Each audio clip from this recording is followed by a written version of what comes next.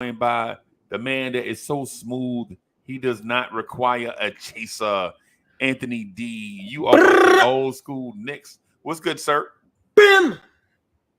We here. Another Sunday. Salute to Nick Nation. We've been getting to this thing rolling into conversation when we don't salute, the people who join us, from wide, from far, how big, how small. It really doesn't matter. We want to thank you again for rocking with me and Uncle Freezie, on this journey of old to new to new to old. So Freezie, how are you? So man, I'm really good, bro. When every time you start talking like the old school songs start playing in my head, when you was talking just now, I had that song. I want to thank you. I don't know who sang that song, but I just remember back in the day, Kiss FM used to play it. Is that Evelyn Champagne King? No.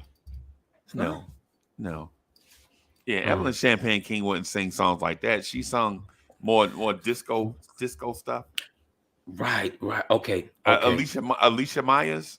Okay. Yes. Alicia Myers. Yes. Yeah. Alicia Myers. Okay. Yeah, man. But I was listening to, when I'm thinking, and this song has been rolling in me. You remember that the group Fazzo. Okay. So they came out in what year? 80? Riding High. Yeah. The pure essence. Funk. Yes. If you into funk, and I know you into funk, I'm riding high. Yeah. Yeah. I'm telling you, bro. I know this, bro. Deep with the guitar. Deep on that. Yeah. What? Yeah, man. What? You talking about you in the city, and so the city has used to have a dude.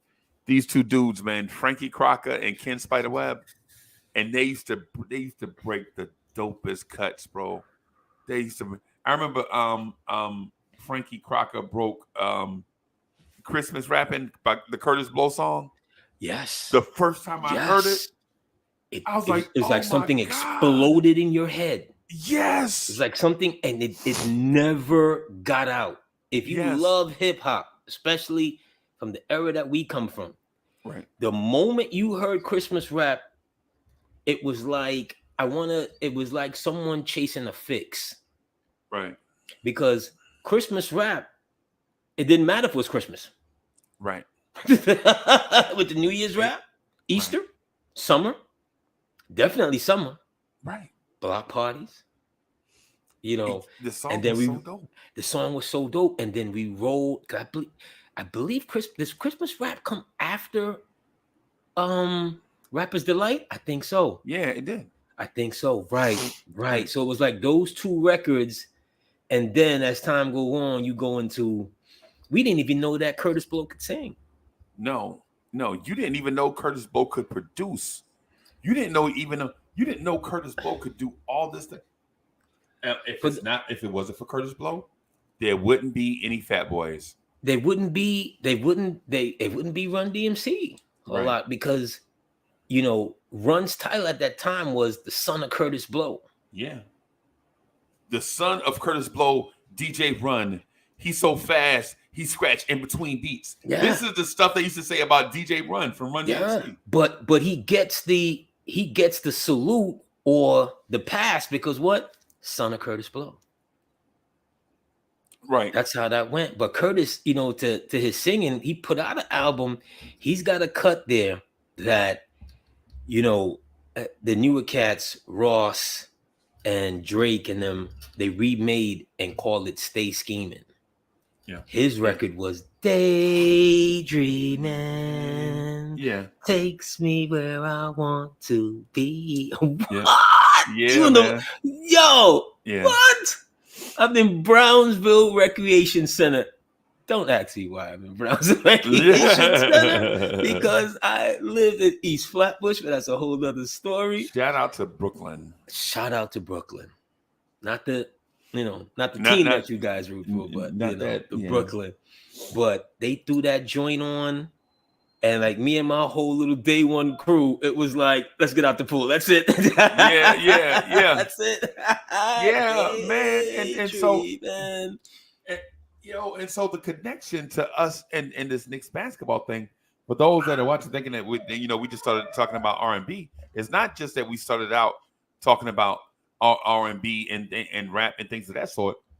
But man, Master Curtis had these joints and these references always back to the Knicks. Like in whatever song, there was some type of allusion or illusion to the Knicks. And even in when you mentioned Rappers Delight, when Big Bang Hank said, "I got a color TV so I can see the the Knicks Knicks play basketball. basketball." Who has Everybody that? say hotel, Who hotel. has that? What NBA team has that? What sports team has No that? one. That No the one. the foundation of what's going to be the biggest thing in the next millennium. Right. Knicks. They talking about the Knicks is in their heart. The Knicks. And think get about this. called out. Everybody that loves rap. Right. So the song, they You write the gotta song say in that. they write the song in 79. It comes out November. I had to do this in college. I had to do a paper on it. So they write it in the summer of 79, right when what's the song they used? The song they sampled. That's Chic. Good That's times. Chic. They Freak Out. No, Chic. Good times. Good Times. Okay. Now Rogers on that. So Good Times is hot as fish grease at the time, right? And so they can't come up with a song. They just play it. They just take them in the studio, and their in-house band recreates the song with the band, and they rap to it on one take. One take. Yeah. Well, they rapped it on one take, but some of the sad parts of that is that, Sugar Hill Records, which is owned by Sylvia Robinson, right, that who were in, the music business, yeah, back in the 50s and 60s and so forth and so forth, they robbed them too. Yep.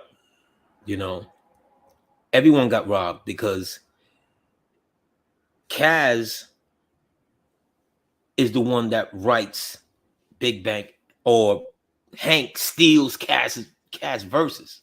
So he go by 3 names now. Remember, he went by 3 names. So his real name is Casanova Fly, right? And so he went by Grandmaster Casanova Fly, which was too long to say and put on posters. So he shortens it to Grandmaster Kaz because everybody dope back then went by Grandmaster something, right? Yes. And for my money, the greatest art, the ink pen game, the greatest writer in hip hop ever. When you listen to what he says, as opposed to the cadences and some of the music being period pieces, like you got to be in that 70s mindset to kind of rock with some of the stuff. Man, the greatest writer in hip hop, and he modeled himself after Barry Manilow. So imagine you're listening to a hood Barry Manilow. This is what he said. You know what I'm saying? And so my man says, he starts out the song. Well, I'm the CASNOEFLY.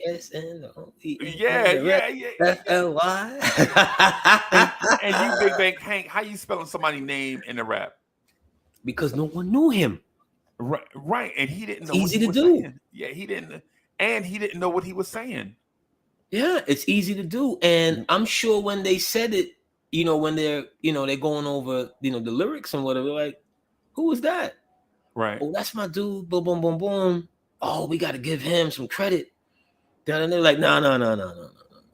You lucky to be on this record, big guy. You lucky to be on this record. Right. And you are only on this record because you have a voice, not because you can rap. Because you can't rap. But you know what? I'm gonna give him this. I'm gonna give all of them this. Mike G. Wonder Mike. Wonder Mike. I don't care if they were Milli Vanilli. Right. They etched in stone. They on the Kilimanjaro of music. Yeah. You know what I mean? Right. It's just they could never do any wrong for me. Right. We know all the words, Right. all the parts. It's Right. the longest. It's the longest 12-inch. Right? I Bro, think you ever dance to the that? You ever dance to that song, bro? yeah, the record is like 12 minutes. The record is like 12 minutes long. Yes. Yeah, the record's like 12, 13 minutes long. Yep. So you're talking about verse, verse, verse. Okay. Instrumental, come back again. Verse, verse, verse. Yep. Instrumental, come back again. Verse, verse. Yep. And then the fade out. And then the fade out. Because back then, all records had that breakdown. Right. That,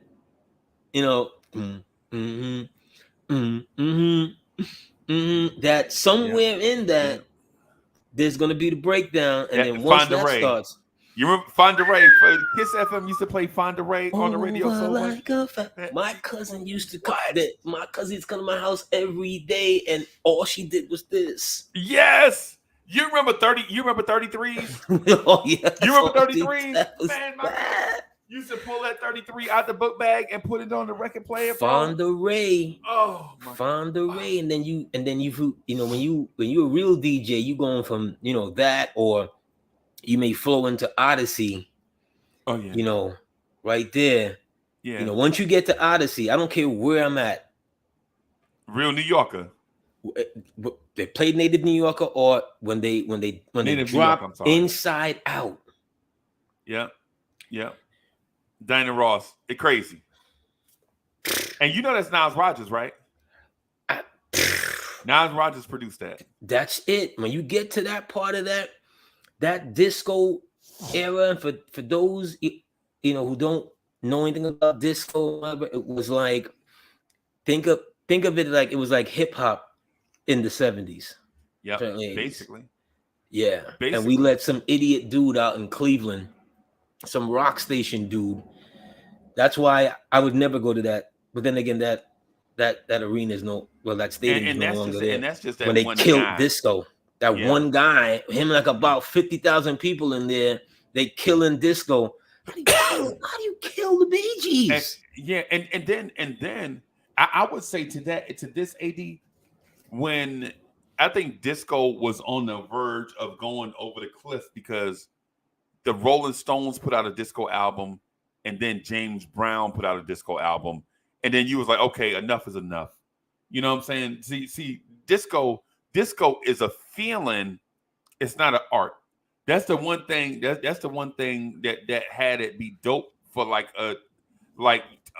15 years, from like 68 to like 82ish, is because disco is a feeling. It's not something that you teach in a classroom. Like classical music, you could teach it in a classroom, right? Disco, you had to be in that. You had to be somewhere. You had to be in a discotheque or a disco club to get that feeling. Like back in the days at the start of hip hop, you had to be around hip hop to understand what it was, because there was a lot of people doing hip hop, like Rodney Dangerfield. Oh my God! Like the rapping Duke, rapping Rodney, like Donald Duck, the rapping Duck, and disco Duck, the rapping, the Donald Duck rapping, and all this. So they were doing it, but they wasn't doing it right, because they wasn't inside. You wasn't basically, like MC Shan said, hip hop set out in the park. We used to do it out in the dark, or hip hop set out in the dark. We used to do it out in the park. You know what I'm saying? So it's one of them things. It's one of them things where it's like, yo, you had to be there for it. And how that relates to the Knicks. Let me tell y'all something. The Knicks had just drafted Ray Williams and Bill Cartwright, right? Jesus. And we had us a young core, right, that we was rocking with, right? We had this young core. The next year we drafted Mike Woodson, right? And then Kurt Rambis. And I know these names don't sound familiar to a lot of people, right? But the Knicks were the team that had won championships. They did the roller coaster thing. They had slowly climbed to the top in like 68. Because like in 65, they were like the equated. I'm not going to equate it. It's not totally accurate, but I'm going to equate it like 65, 66. Like the years before I was born, they were slowly climbing this thing, but they were never good enough. They could knock off good teams, but they couldn't get over the top. And so 68, 69, the Knicks were the most talented, not the best, but the most talented team in the NBA. 67, 67, 68, 68, 69. The Knicks probably were the most talented team in the NBA, but they were so young, they just couldn't win. They couldn't get over the hump. And so when we lost to the Celtics in 68, 69, the Celtics were like, phew, bro, y'all the team of the decade, is what people were telling Knicks fans. They were like, in the 70s are going to be the Knicks decade because they had too much old talent and too much young talent that nobody could compete with them, right? The Boston Celtics, I think Clyde Frazier throws a ball out of bounds, anticipating somebody going back door. You know, the old Rod Strickland play. Remember Rod Strickland did that with the San Antonio Spurs with Sean Elliott? So Rod Strickland throws a ball out of bounds. Clyde throws a pass out of bounds. Wasn't his fault. Two dudes just wasn't on the same page. Boston comes down, and the Knicks were down by 2, right? They throw it out of bounds. Boston get the ball back. The ref give the Celtics the most phantom of calls. You know them calls where you like swipe across somebody, you don't touch them. The referee blow the whistle. Yeah, you touched them. Yeah, you touched them. That's because they're punishing you for future, you drafting guys like Bill Cartwright. Yeah, well, thank you, bro. I appreciate that. Yeah, because I promise you somewhere in here, Bill is cutting you a check. Bill is sending you a check because you've given Bill Cartwright more shine than he deserves.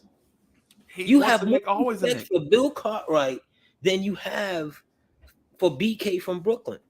Once a Knick, always a Knick, bro. No. That's a slogan, an empty slogan. Yeah, I know. At that. No, That's an empty slogan at that. I don't know what it is in his game that you saw that. Let me ask you this. Were you unhappy when the Knicks traded Cartwright for Oakland? I was very upset about that. There we go. It's the root of the evil. There we go. I was very upset about trading Cartwright. There we go. And look, not like a little boy being upset. I'm talking about I wanted to. I think I might have been 20, 19, 20, something like that when we traded Cartwright. You know what I'm saying? So I'm at that age where I can't just walk in my Uncle Bar and just be like, give me a double tequila. I'm at that age where it's like, you know what I'm saying? But and Knicks fans, let's understand something here. Bill Cartwright gets drafted by the Knicks in 1979. Okay? Bill Cartwright gets traded off the Knicks in 1987. In those years, they were injury laden. Yes. Unfulfilling. Yes, very. Hard to watch basketball with him. If they didn't acquire Bernard and so forth, but they thought that they could win with him. With Cartwright. And I'm like, dude, this man has had, and you can look it up, most of his time with the Knicks was injury. Yeah. There's no great moments. I think he scored 29 in a playoff game one time with the Knicks. One time, maybe. I think he did. I believe, memory serves me correctly. So I say all this to say that once a Knick is not always a Knick, sir. He does not deserve the good feeling that you have for him all these many years later. AD, That was a bum in this uniform. AD, why we always got to do that to Bill Cartwright, bro? Yeah. Because we gotta. It's like me telling you that Louis Orr, and these are no, and I'm kidding. But I'm really Nobody has worn 55 like Louis Orr, bro. No. Has anyone worn 55? No, Kiki Vandeweghe, I think, wore 55. Hartenstein's wearing it right now. Hartenstein. That's how much I'm paying attention. Right, what are we talking about? Hartenstein's wearing 55. Yeah, oh my God, he got on the double nickel. Yes, bro. It's shout crazy. out to Hartenstein. You know what? Before I forget, this past week, December 1st, marks the anniversary of Ewing dropping 51 against Charlotte. And why that's special? Not that because 50, not everyone can score 50. For one, yeah. But I believe he's in like the top 5 or 6 as far as his efficiency to get to 50. Okay. He absolutely gave Charlotte the business that night. Yep. Guys like Randy Brewer, J.R. Reed. Yes. I mean, we forget sometimes, and I say this to folks that mark him because he doesn't have the championship. Right. Like so many other great players that don't have the championship. You don't become great, in the finals. You've had to have had a career, that gets you there. There's some people that have, they're hot in a game or two or whatever, but you don't remember them for that. You remember them necessarily for the career that they had. And right. Ewing was just an offensive. He was a total player, offensive and defensive. But at that point in time in his career, we're talking about somewhere between 87, 88, 89, 90 Ewing is the peak of his career. League MVP. He should have been a league MVP in the 89-90 season. Yep. But they wouldn't have given it to him because the team sucked. And it coincided with the emergence of Michael Jordan. And I'm talking about champion Michael Jordan, not scoring machine Michael Jordan, because there are two different. Well, at that time he was scoring machine because he hadn't won a ring yet. In the 89-90, in the 89-90, he's getting knocked off. I'm talking about in those from 89-90 in Ewing's, and that's like his stain, because every great moment of his life outside of him winning the championship in Georgetown, when he's about to hit the crescendo, there's Jordan right there. Always. He's always there. He's always looming. Yep. It's like the car accident that never stops. Right. But those years right there was his best years, and the Knicks could not do anything with it. So statistically, his best 2 seasons are 89-90 and 90-91. Even though he scored more points in the 89-90 season, I felt like the 90-91 season, he was more of a dominant player. No. Yeah. No. Yeah. They were the 90-91 season. He was very angry because the team is going through changes. They fired Stu. They hired Bianchi's friend. His name is skipping me right now. He had that awful white man's Afro perm. You talking about John McLeod? Yes, John McLeod. They hire McLeod. Remember from not Notre Dame, because Digger Phelps was still at Notre Dame. Where did McLeod come from? Boston College? I think he might have come. You know what? I can't remember. He might have come from Boston, but I know he was Phoenix's coach. Yeah. I know he had the whole Phoenix thing. And wait a minute. Bianchi always liked him. Bianchi, they went back. So the moment Bianchi had a chance to get him, he let Stu go. He got him. And by this time now, Ewing is now at McLeod, Stu, Pitino, Bob Hill, Hubie Brown.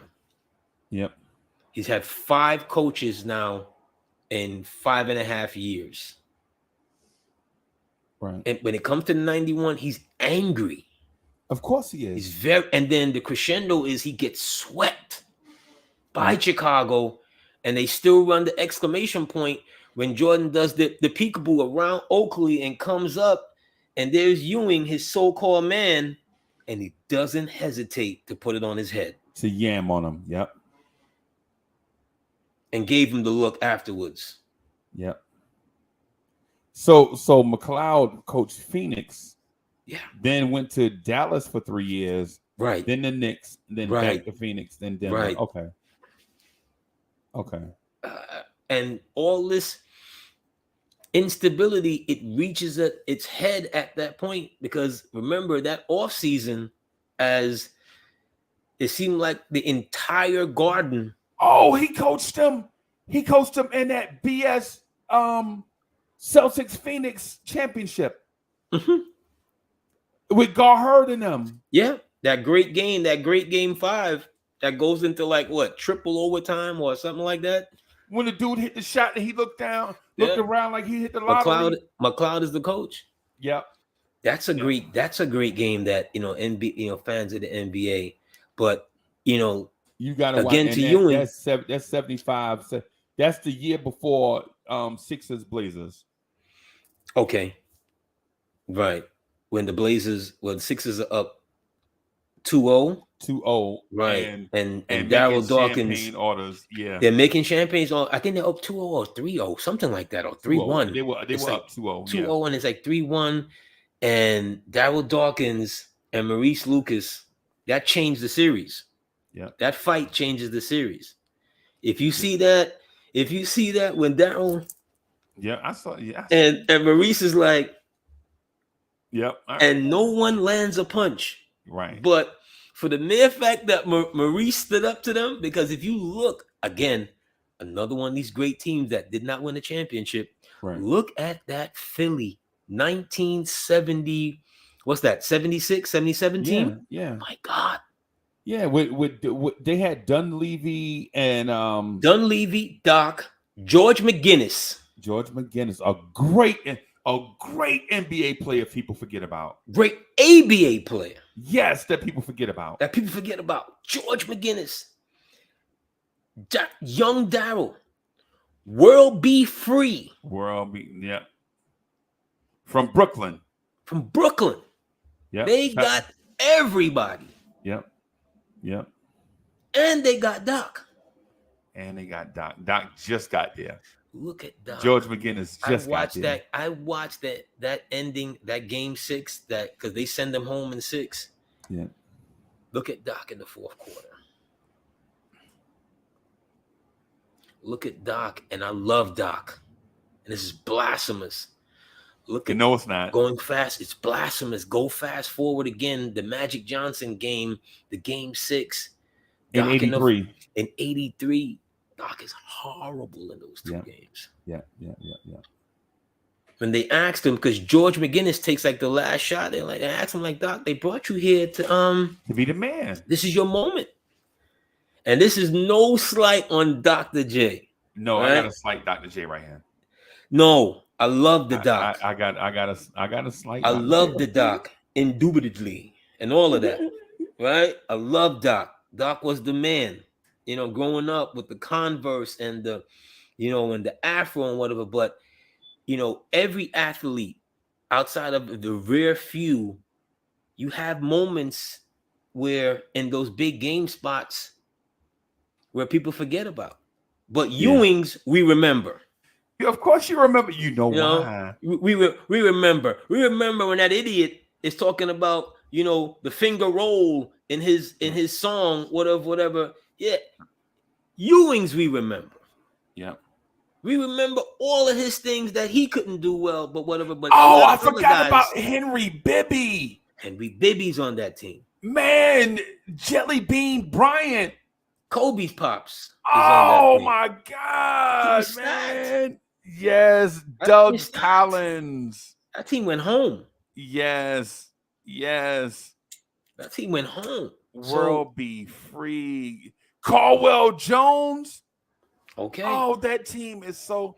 That team is stacked. AD, Head to this toe. team is so stacked. I'm looking at the Stacked. roster right now. This team is so stacked. When you hear these names, it just drives you back down memory lane, bro. Now call the names of Portland. He'll probably know like three. Three, He'll know basically. like three. Yeah, basically. Maybe. Man, Mike Dunleavy. Oh my God. Dr. J, World B. Free, Colwell Jones, man, George McGinnis, Daryl Dawkins, Doug Collins. Again, look up George McGinnis's numbers. You know, especially in the NBA, in the ABA, in the ABA with the it was Indiana Pacers, Yeah. Right? Because I was obviously these even before my time. I'm a little kid, but as we grow and we love basketball, when they talked about them, I'm like, what? I'm looking up the ABA. Yeah, man. The Kentucky Colonels and Virginia Squires. Yeah. Oh my God. All these teams. Doc and Ice Gervin played together. Ice was like, yo, when he was a rookie, Doc, after every practice, Doc used to be like, yo, 1-on-1. 1-on-1. And the point guard, so I heard George Gerber tell this story. He was like, the point guard was so nice. And I'm talking about, when I say nice, I'm talking about his ability to score. The point guard was so good that he would have been an all-star on any other team, right? But when your wing players are Dr. J and George Gervin, all you could do is pass the ball. You know what I'm saying? And I heard Kelly Tripucka say this one time. He said Isaiah Thomas could have averaged 37 and 15 in the NBA if he wasn't a team player. Easy, bro. Easy. Who gonna guard him? Easy. Phenomenal ball handler. If you remember that play against the 76ers where the Sixers and listen, y'all, why I despise the 76ers more than I despise the Boston Celtics is because of this. The Boston Celtics were a class above us, and they treated us like that. They were like, hey, man, we Rolls Royces, y'all are Pintos. Deservingly so. Yeah, you know what I'm saying? And numerous generations, right? And numerous in the 60s, they did us like that because in the 60s, they were the Rolls Royce, and we were the Pintos until we knocked them off. And then when we knocked them off, they graciously stepped to the side and was like, yo, y'all the team of the future. Right?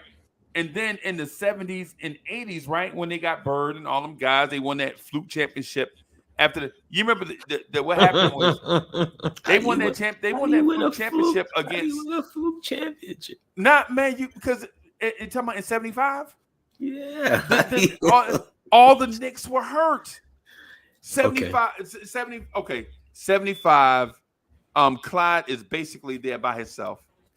Right? Basically there by himself. Phil Jackson's hurt. Windmill Phil is hurt. All the wing players are old. You know what I'm saying? And hurt. You remember Bill Bradley? The run is over. Huh? The run was over. Yeah. Well, they were hurt too, though, because the run was over, and they didn't properly replenish, and the league. But they didn't know the run was over. Yeah, they didn't know. They were the last to know it. Yeah, because the players were still on the roster. You know, they were like, all we got to do is get healthy. Remember that? No, they were the last to know it. When you saw Willis Reed walk out the tunnel, it was over right there.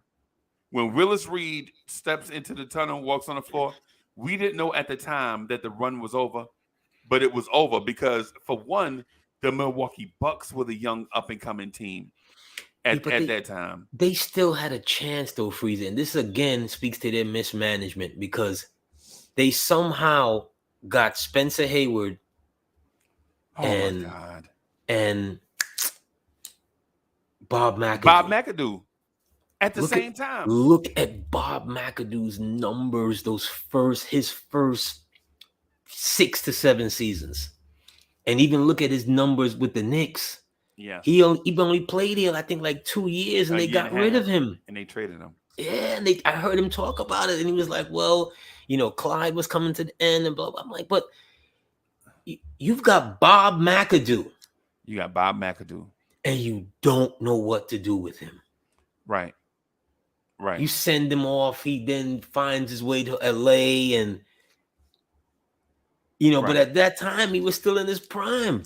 Right. But the thing about Bob McAdoo, and I'm not making excuses for the Knicks, right? But you got Bob McAdoo.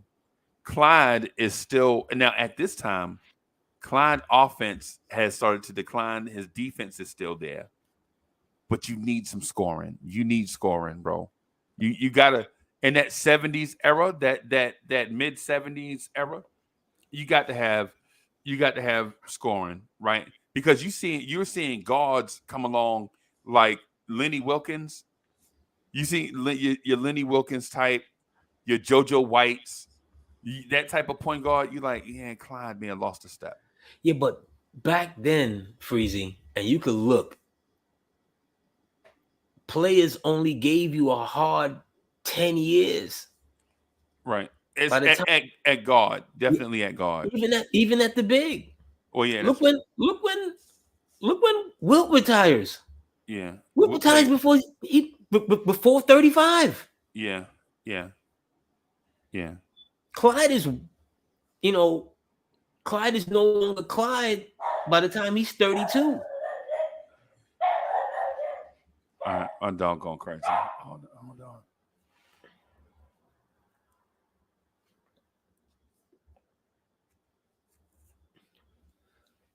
You know what I mean? He's done. Yeah. By that time. Yeah. I hate to admit that, but you're right. He was. He was done. Pearl was done. You needed to trend. You had to see you as the team, especially Holtzman and then to Reed. You had to see like, okay. I mean, they eventually make the moves and stuff. I mean, they move them up, but they also, they jetson Bob. What if you drafted Michael Ray and you still have Bob McAdoo? Because you draft Michael Ray in what? 78? 78, yeah. Yeah. Yeah. See what I'm saying? It's always with them, their history after the championship. It's like, we got bread, no cheese. Yeah. We got cornflakes, no milk. No milk. Yeah. It's always an incomplete meal with them. Always. So we draft Lonnie Shelton. You remember Lonnie Shelton? Oh gosh. He rode the Pine Forest for a lot of years. We also drafted John McGill. Why do we torture Knicks fans? Why do we torture Knicks fans with these mistakes? Why do we do? Let's not do this to them this Sunday. I know. Let's torture them with current Knicks. Right. Thoughts, Freezie, these last two games. Tell me. Why can't we play Detroit every game? Because Detroit will eventually start beating us. Yes, they are. Right. Detroit will start eventually. Remember this, Knicks fans. That Detroit team is going to start beating you. Yeah. Sooner than you think. Yeah, and so I understand. Just real quick, let me close out the 70s real quick because I don't want to stay on the 70s like you mentioned. Right. But the way that we closed out that dynasty was weird, right? Because we know Willis Reed, and when you saw Willis Reed walk out the tunnel, that was it, right? So each hung on a little bit longer, but you knew that it was basically over. But what can you do? How do you break? See, because this Knicks team, you have to break it up. It's the same thing what Boston didn't do with Bird, McHale, and Parrish, and DJ. But you cannot sit there with them. You cannot. But what they did though is they did trade off the periphery. They drafted Len Bias. They drafted Reggie Lewis. They brought in John Bagley. Right. They traded Danny Ainge. They traded they Jerry had a Seating. plan. Right. Yeah. But circumstances dictated. But even after the Bias, right? It seemed like after Bias, they were like in culture shock. Yes. And Lewis. And then Lewis. And Lewis. Because Reggie Lewis, bro. For people who don't remember or have never heard of him, go YouTube that man. Smooth, bro. 6'7". Smooth. Can handle the ball. Very good athlete. Very good athlete. Always under control. Under control. Just smooth. Yeah, man. Perfect. That's a perfect word to describe him. Smooth. Yeah. I saw that man block 2 of Michael Jordan's shots in the game. Yep. I saw that dude block Kenny Walker.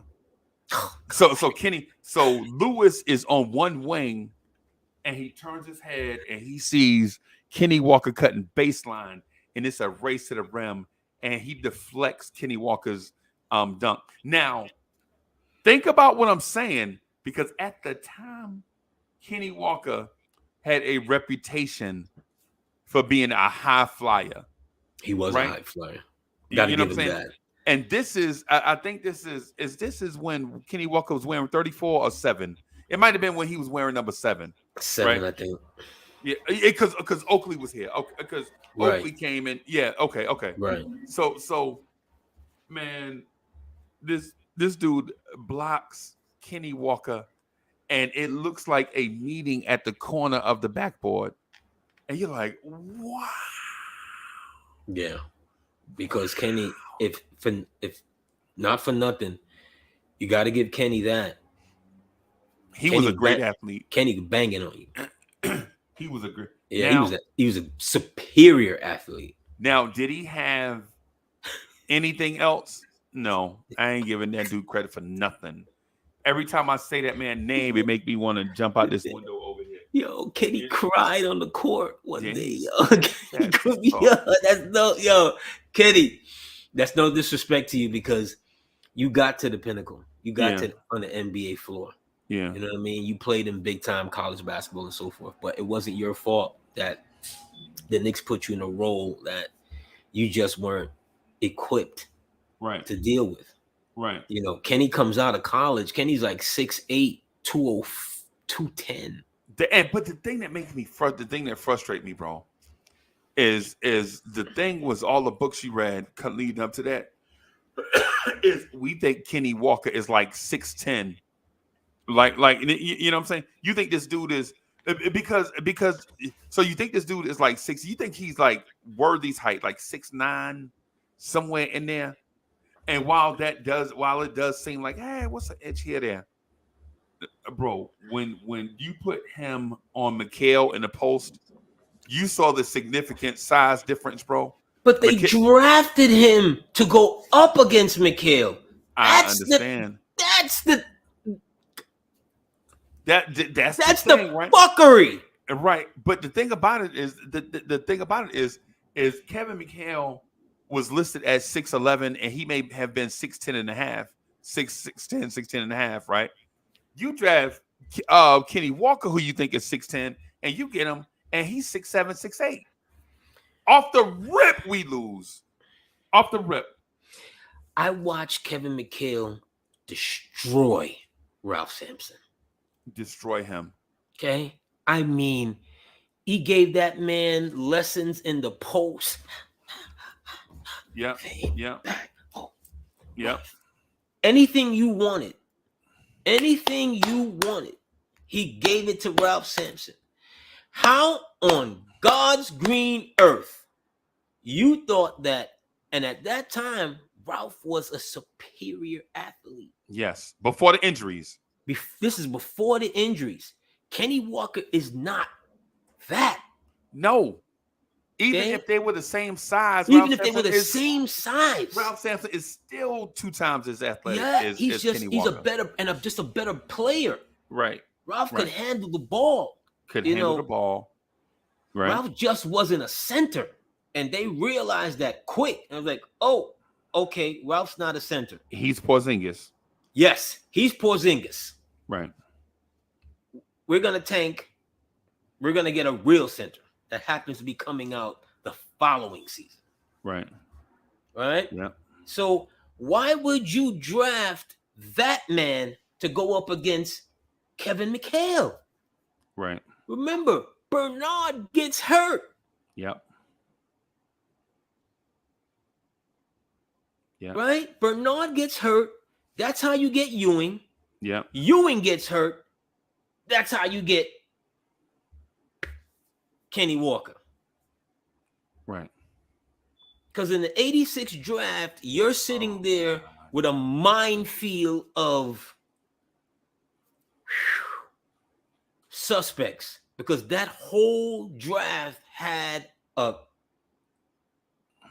and I hate to do this to the brothers, but that a lot of the players in that draft, especially early on the upside of there, had, substance abuse issues. Yep. Yep. All types of issues. Yep. Remember, Chris Washburn is in that draft. Roy Tarpley's in that draft. Roy Tarpley's in that draft. Yep. Yep. And we know, with the biases. Hot Rod Williams is in that draft. Hot Rod Williams is in, I think he's in the, was he in that He was draft? drafted. He was drafted 12. It was drafted at 12, right? Yeah. But he didn't play. Something was going on with Hot because Rod. of the point shaving. He got suspended for point shaving. Right. He got suspended for point shaving. Right. Who drafted him? The Bullets. Bullets drafted him, and somehow he gets to Cleveland. Yeah. They trade. Yeah. The black general Wayne Embry traded for.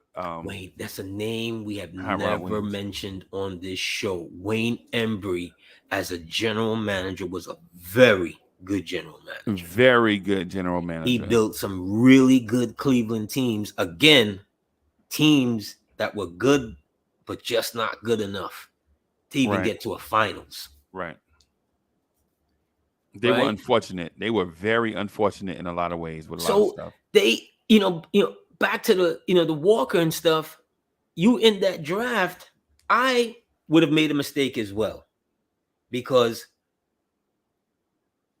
I thought Walter Berry was the best player in college for those 2 years in St. John's. And at that time, you still played in the post. Right. And I thought him and Ewing could have been good together. Right? But when Walter gets to the NBA, his two moves don't translate. Not even that. To his own words, Walter looks around and Walter's like, everybody is bigger than me. Right. Walter's 6'8", 215 or something like that.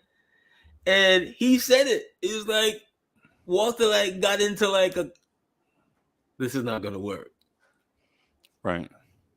Which was a shame because at St. John's, for those 2 years, and he won Player of the Year. Mullen won, the first year he was there, and he won the second year. Walter was just, Lord Walter, you couldn't stop that man. No, you couldn't stop. Couldn't stop St. John's with that left hand. Oh my God, that's how I learned about a boxing one from hearing the guys, the ex-coaches that were broadcasting the game. And I'm like, hey, there they go again. They've got Walter in a boxing one. Yep. Which is like 4 guys basically surrounding one dude. They couldn't do nothing with Walter. They couldn't do anything with him. Couldn't do nothing with him on that low box. Walter would play, unlike another lefty that we know, Walter would play off his strong hand, right? And he would wait for it in the post. He would go to his strong hand. Right. Shout out to Walter Berry, but I would have made that mistake because Walter was absolutely starstruck when he got to the NBA. And the only mistake I think the Knicks really made at 5 by taking Kenny Walker, because Kenny Walker was a very hyped up product. And if you remember, the SEC was an unknown product, kinda. You know what I'm saying? Outside of Kentucky, you didn't know any. You didn't outside of the University of Kentucky in the SEC and Auburn at the time. You didn't know who else was in the SEC. You know what I'm saying? At the time, there was a Big Eight. Remember the Big Eight conference with Arkansas and all of them in it? Or was it the SWAC? Well, it was something with Arkansas in a minute before they merged, before they joined the SEC. Well, SEC also had Alabama. No, SEC had good talent. But they didn't have big. I'm saying, bro, listen. They weren't Big East, right? They weren't Big East and they wasn't the ACC. Yeah, that's the point that I'm getting at. Oh, okay. That's the point that I'm getting at. See, Kenny Walker goes above all these guys because Kentucky is a blue blood, right? You got to take, for instance, somebody else that went in that draft, the Knicks probably could have used Roy Topley, right? So Roy Topley goes 7, Kenny Walker goes 5, right? If you're the Knicks, why do you take Kenny Walker over Roy Topley, who you know it for sure without shoes on? You know why? Is 6'11". You know why? Hold on. Let me grab my microphone. Let me go right up to the microphone here. You know why? Because your hero was still on the roster. Right. Okay? Right. Again, Bill Cartwright was still on the roster. Thank you. But AD, listen to me. Listen to what I'm saying. So Roy Topley was a, how can I describe him? Roy Topley was more like a Robert Horry type player at Michigan. He defended threes. He was like the Charles Smith guy, like the guy that the very tall athlete can defend threes, fours, some fives, but you didn't want him to. Can be. He was more right. But Kenny Walker is said to be 6'10". You get him, he's 6'8", and now Kenny Walker can guard 2s and 3s. Every time you put him on a 4, he loses, right? And then he don't give you that elite offensive skill, because dunking is not an elite offensive skill, he right? He doesn't give you anything. Right. He's not a good passer. He's not a good shooter. Right. Not a good mid-range. He doesn't give you anything. He's just a live body. Right. But you pass up. Okay, here's a name that you passed on, right? 2 names that played the position that you wanted. John Sally from Georgia Tech goes to the Pistons at 11. Hot Rod Williams goes to the Bullets at 12. And you need a power forward, but you don't select the classic power forwards in the power forward era. You go with Kenny Skywalker because he's got a 46-inch vertical.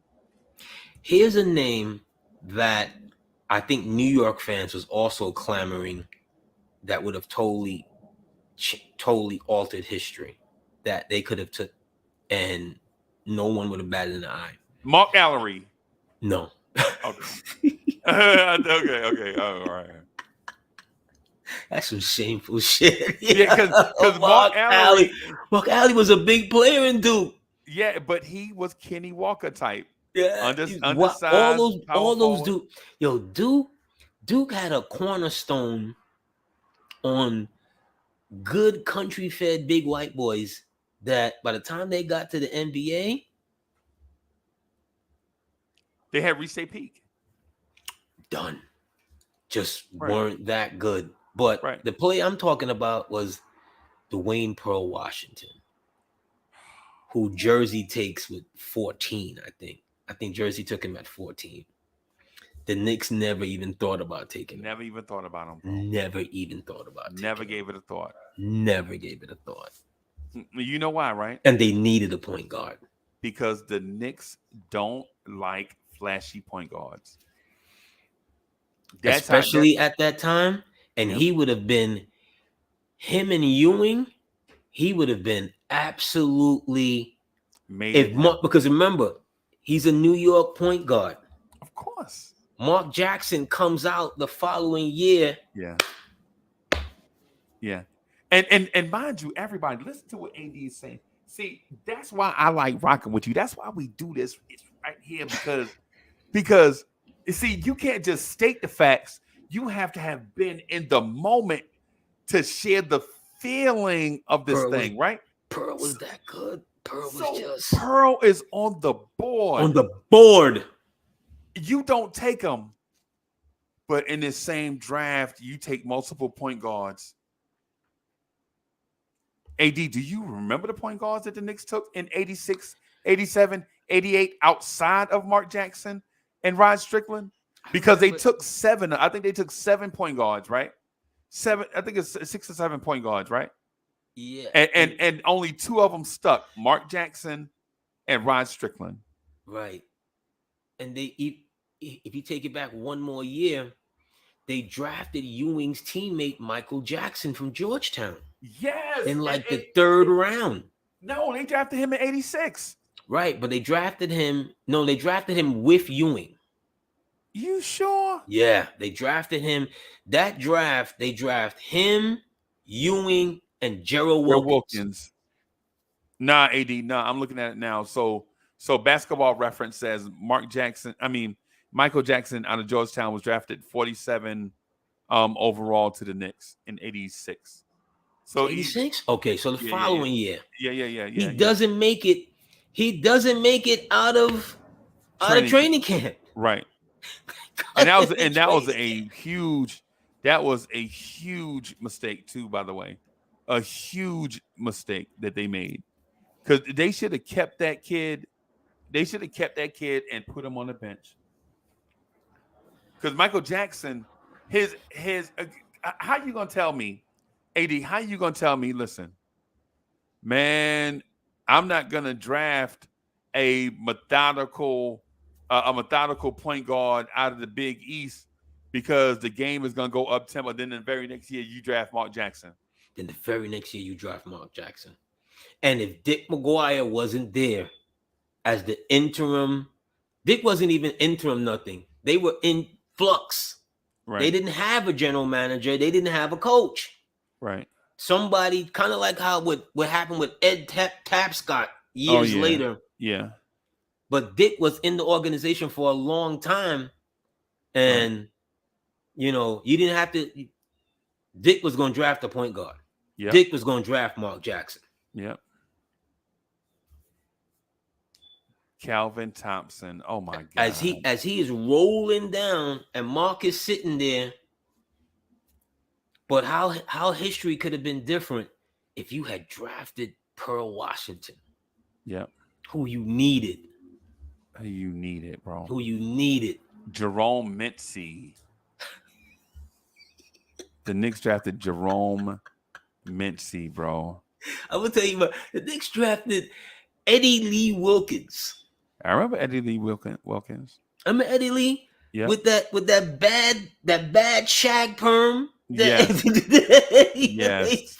Eddie Lee. Yes. He looked like he should be playing bass guitar with Rick James. He should be playing bass guitar with Shalimar.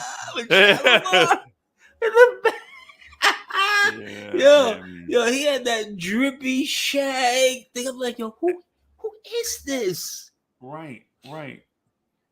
And Paris Duggan says, thank you for the generous contribution. Paris Duggan says, get Pat Ewing and Mullen and Mark Jackson to run my New York Knicks. And listen, I ain't even gonna lie to you, bro. I wanted that combination on the Knicks. Yes, I wanted Chris Mullen. I didn't want a Kiki Vandeweghe. They had a chance. You remember the Golden State Warriors suspended Chris Mullen 2 times for alcohol abuse. Yeah. And they was about to suspend him a 3rd time, right? And kick him off the team, and they were taking offers for Chris Mullen. Yeah. And the Knicks were like, nah. The Knicks didn't want to give up again. Wait for it. They didn't want to give up Gerald Wilkins. Right. Because Gerald Wilkins' second season, I believe his second season was probably his best season in the NBA statistically. I think he averaged 19.1. Okay. Look that up. I got you. Because his first season was like 12 and a half. He was on the, his trajectory was going, and plus he was super athletic. Dominique's younger brother. Very athletic. And But- some will say he was just as athletic as Dominique. He was just smaller. All right. Okay. I can see that. But to the point, they don't want to give up Gerald Wilkins. Yeah. Sounds familiar? It does sound familiar. Shooting guard? Yes, does sound familiar. Someone that you drafted, Right. that you've locked into when you have a chance to get an all-star, Right. a man that played on the dream team. Right. Hey, and for That's from New York. Yeah, right. Does And that sound familiar? We have a pattern of behavior that's undeniably sadistic. You know what I'm saying? We do the same thing, bro. We're going through the RJ Barrett thing right now. Like, why are you that in love with RJ Barrett? I love RJ Barrett the person, right? I love RJ Barrett the person, but if we can get something for RJ Barrett in order to improve this roster, bye. Yo, Freezie. But before the show started, we were talking, and I said to you, keep it a buck. I said, yo, Freezie, the last couple of games, I haven't even caught them. I've been catching them on replays and highlights of them. And you were like, why? I'm like, the energy for this current roster, it's just not there. It's just not there. Right. So it reminds you of that early 80s team before Bernard King with Darryl Walker and all them bums. How you gonna take Darryl Walker before Clyde Drexler? Are you crazy? Bums. Darryl Walker was a good college player, but his game, again, for somebody who were gonna draft, I think they drafted him at what? What they drafted him at? Number 4 or something like that, or 5. They drafted him really high. Really high. AD so high that it makes you laugh. I'm gonna find it, right? I'm gonna find it. It's gonna make you laugh. So he was drafted in 83. So let me go to the 83 draft. Oh my God, I can't. So the Knicks draft Darryl Walker at 12. Right? At 12. Right? And so kudos to the Knicks for not drafting Leo Routins, because Leo Routins is the type of player that the Knicks loved at the time. Right? But that 83 draft, oh my God. Outside of Ralph Sampson, maybe Rodney McCray. Other names on the list like Byron Scott, Sidney Green, Thurl Bailey, Antoine Carr, Dale Ellis, Jeff Malone, Derek Carr. Okay. See, and you come away with Darryl Walker. And you come away with Darryl Walker. At least they didn't take Enos Watley. I liked Enos Watley. He was hilarious. Was that Jody's big brother? Yeah. I like Enos Watley, right? Oh, but you are gonna pass on Clyde Frazier. I'm sorry, by Clyde Drexler, because Clyde Drexler, the thing was, he was raw. He couldn't dribble. He couldn't shoot. All he could do was dunk. What do you need with a dunking guard? He can't handle the. Okay.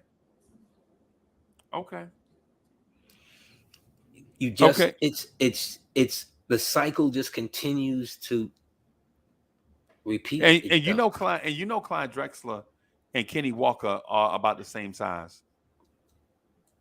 One is 6'8", 210. Kenny Walker is 6'8", 210. Clyde's like 6'7".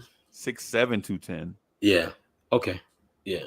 But Clyde had you've got to be, it speaks to what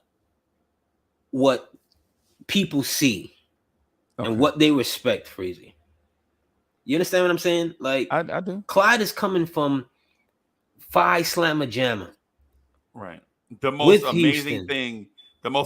thing on TV at the time. Most amazing thing in college basketball at the time, right? Right. You know, you could see where his trajectory was going. It was real. Right.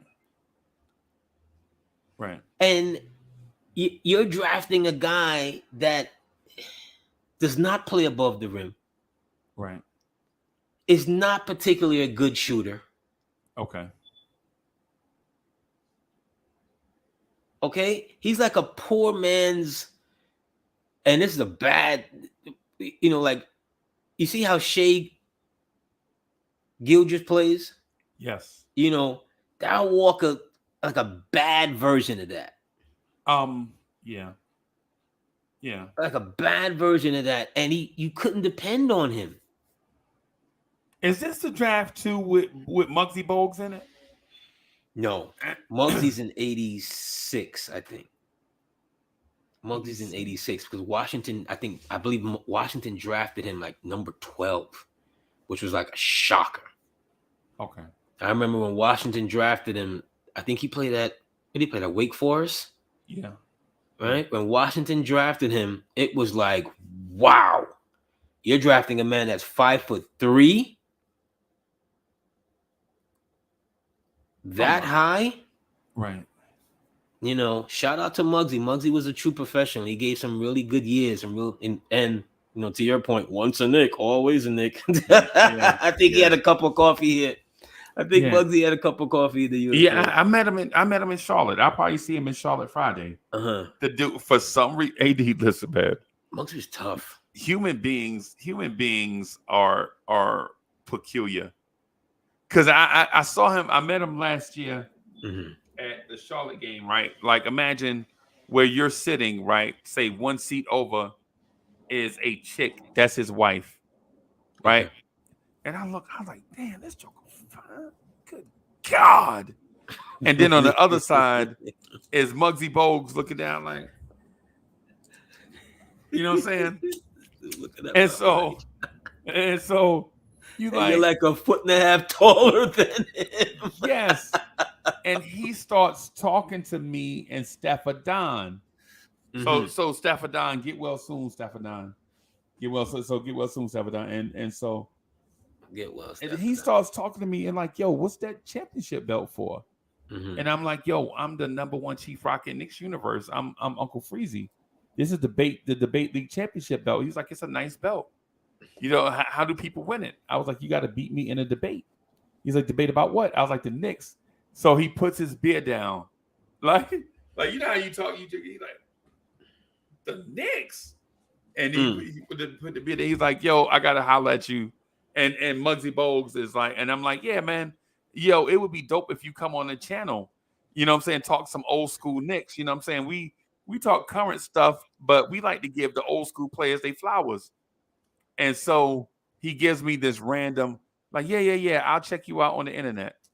And so I know what that means. That means like he'll never check me out, right? You know how people blow you off. But at the time, you know, we feeling ourselves. We at the game, the Knicks winning. Kemba Walker, you know what I'm saying, going off against Charlotte. You know what I'm saying? And like 2 minutes later, Charlotte take the lead. But whatever. The point I'm getting at, though, is even when you see these older NBA players, now it's still fascinating to hear them tell stories, bro. And he has a lot. He would be someone that I would love to interview and talk with. Like, you know, where did he get his dedication and drive? From? Because Muggsy would pick you up full court. Right. He'd make it difficult for a tall point guard. You know who his backcourt mate was in high school, right? Was it Reggie Lewis? Reggie Lewis? Yep, Reggie Lewis from the Boston Celtics. Right. And they also played with a dude named David Wingate. that went to Georgetown. And Wingate, yes. And it was one other guy from. I think I heard Wingate, another former Knick, once a Knick, always a Knick. Number 55. He was here for a cup of coffee. Yeah, he was here for a cup of coffee. Yeah, man. Yeah, man. It's one of these. It's one of them things, bro. Where it's like, man, when you like, I'm fascinated with Bill Cartwright, right? But not because Bill Cartwright was productive, but it's like these guys, when you draft them on draft night and you draft them, they basically kids, bro. Like you get Bill Cartwright, bro, come on, man, 22 years old, you a kid, you ain't you're official, you're of age, but you're not like, not because you draft them, Freezie, means that they all get to stay home. I understand. It's like Charlotte's Web, right? Every season, new spiders are gonna gonna hatch in. They're gonna say, "Bye, Wilbur." Yeah. And going out. They're gonna swing out into the world. lead a pig. Swing out to the world. Why do we have to keep the webs here? I know, bro, but this. I just want this, like, this iteration, this young core, in my opinion, is trash. Right now, we love them, we appreciate them, right? But in like 8 or 9 years down the road from today, when we look back on it, we're gonna be like, "Yo, did we really give Michael Jackson a chance?" You know what I'm saying? Did we really give Rod Strickland a chance? Because one of these kids is gonna be Michael Jackson, and one of these kids is gonna be Rod Strickland on another team. You know what I'm saying? Like, somebody's gonna leave here and go somewhere and flourish, and then somebody else is gonna go somewhere, play for 5 or 6 other teams, and wash out the league. Right? We don't know who, but we know for sure that for us, they are not gonna be a star. I'm not looking behind me, Freezie. And the way how I see team building, it's like me at the poker table. You understand? I got aces. I'm not folding aces. Right. No, you ain't folding aces. I don't care even if I see, by the time we get to the river, I have no chances of winning. Right? In my theory, once I'm in it, I'm in it. And I'm trying to win it. You understand? I'm not going to get into negotiations with Donovan Mitchell and walk out looking like a fool. Surprise. It's not. It's the Knicks, bro. I'm not going to have all of these guys pass under my window. It's a surprise. AD. So let me throw some. I need to throw some more egg on Knicks fans' faces just real quick. It's what we do. When Charles Barkley got fed up with what's my man that used to coach the Sixers? Oh geez, I forgot his name. I can see his face. Was it Jim Lynam? Lynam. Jim. Okay. Here's the thing, Knicks fans. So Jim Lynam's staff, or Jack Lynam, I think. Was it Jack? No, one it of was them. Jim Lynam, I believe.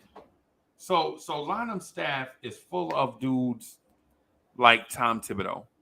Tom Thibodeau was on that staff with Barkley and them, right? Barkley gets frustrated and wants to get traded. He tells his agent, "Trade me." You know what the first destination is, right? The first destination, man, you got to get Barkley to the Knicks. So the rumor in the back and forth was like, well, how do you trade for Barkley when you already have Xavier McDaniel?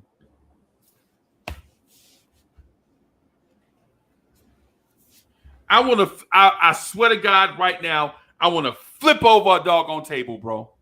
Look what they got. Look what they got. Look what Philly got in that trade. Do you remember the pieces Philly got in that trade? I think they got Hornacek. Tim Perry. Yeah, I remember that. The Lakers. Think about this. The Lakers had an official deal done with Barkley. It was just James Worthy for Charles Barkley, and Worthy was washed. Worthy was so washed up, bro. By that time, Worthy was washed. Right. Yeah. And they were.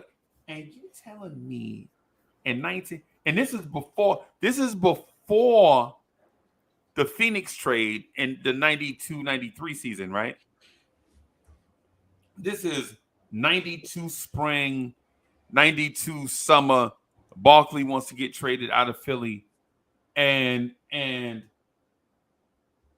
Knicks can't even. You got to find a way. And look, we romanticize about the Checkers era and things of that nature.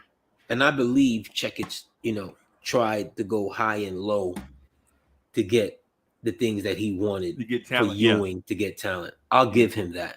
Right. But he also failed to get that guy as well to pair up with his star. Yeah. So for one, Isaiah Thomas tears his Achilles and he's a free agent, right? You remember the end of Isaiah Thomas' career? Yeah. Isaiah Thomas is a free agent with the Pistons. He tore his Achilles towards the end of that season.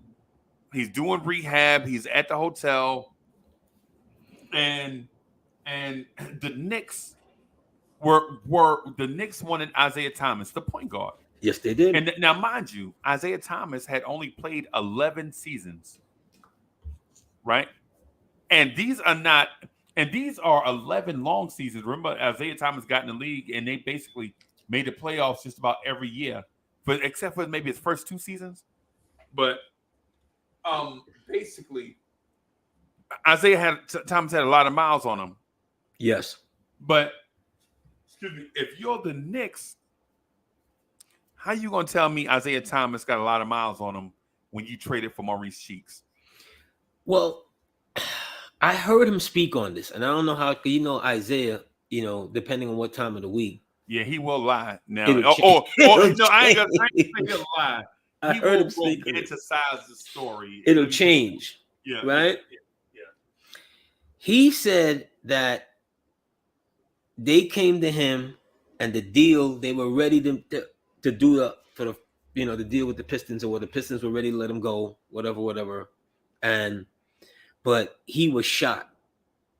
Yeah. He said he didn't have it he didn't think he had it anymore. Right. Right? Plus, I also heard that he didn't want to come because him and Riley, he didn't like Riley. Right. And Riley didn't like him. Right. From the whole him taking shots at Magic and blah, blah, blah, blah. Right. But to me, you find a way to make that happen. If you're the Knicks, you find a way to make that happen. You find, because if you could take a chance on shot knees Xavier, you could take a chance on Isaiah. You can take a chance on Kiki Vandeweghe. If you could take a chance, on Kiki Vandeweghe. Right.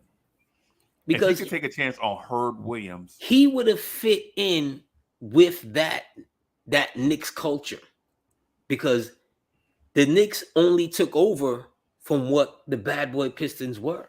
Right. All the Pistons merely passed us the baton. That's all they did. The Knicks just took their blueprint. It's like, you know what? Yep. This is how you're gonna play against Jordan.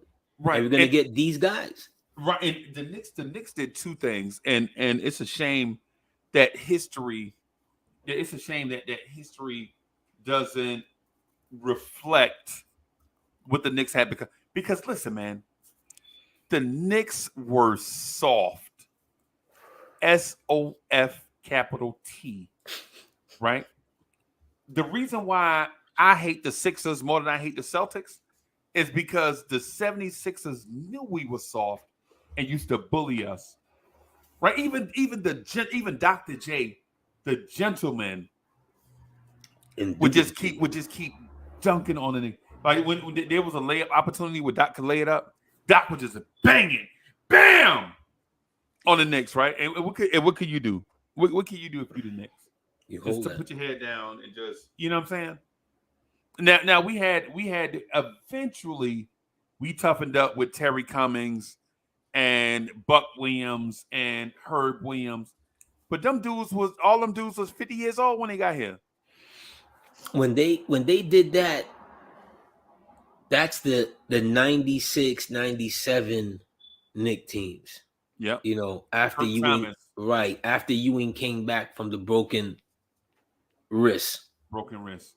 Right. He had that stupid cast on his head. Bro, that was the stupidest looking cat. What kind of doctor Pat Ewing had? He shouldn't have played. You should, Remember, he broke that wrist that night in Milwaukee against Andrew Lang. Right.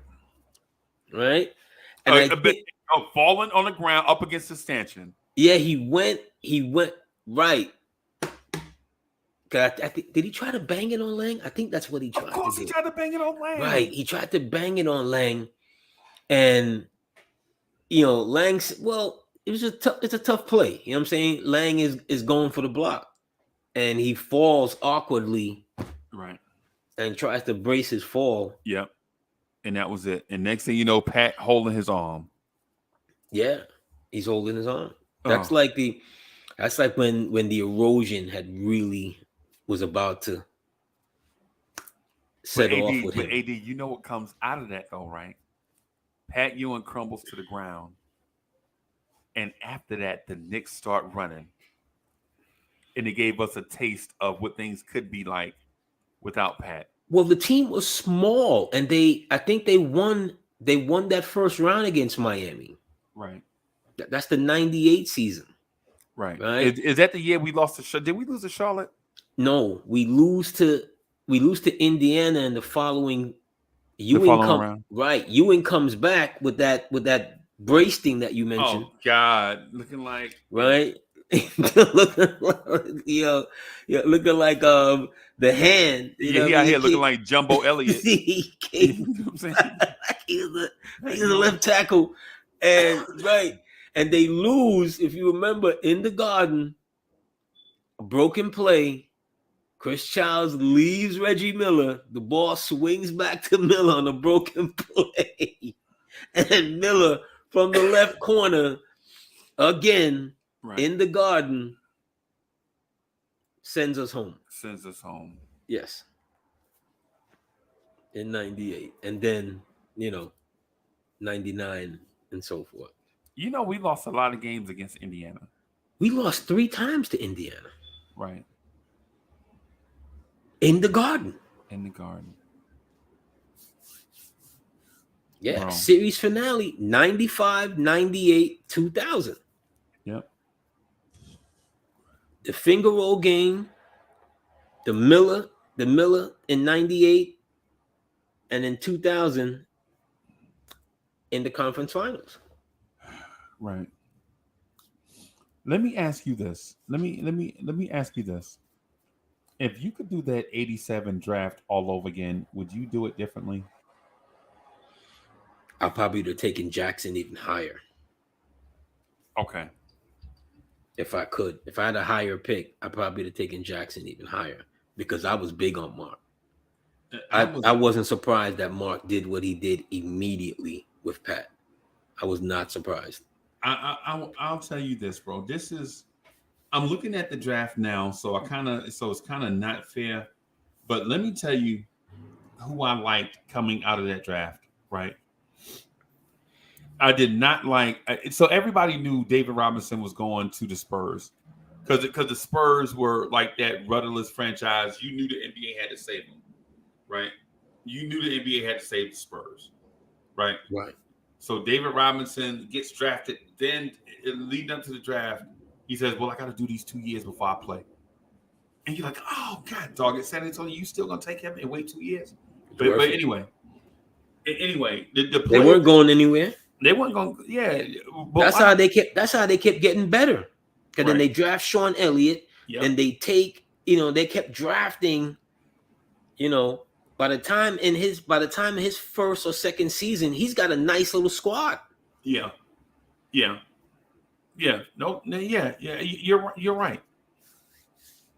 But for me, what I'm thinking at that time, so off rip, I'm telling y'all right now, I never heard of Scott Pippen. Right, going into this draft, I never heard of Scottie Pippen. Right. So I'm not gonna sit here and lie to you like, yeah, I wanted Scottie Pippen. I ain't never even heard of this dude. Right. But Pepperdine.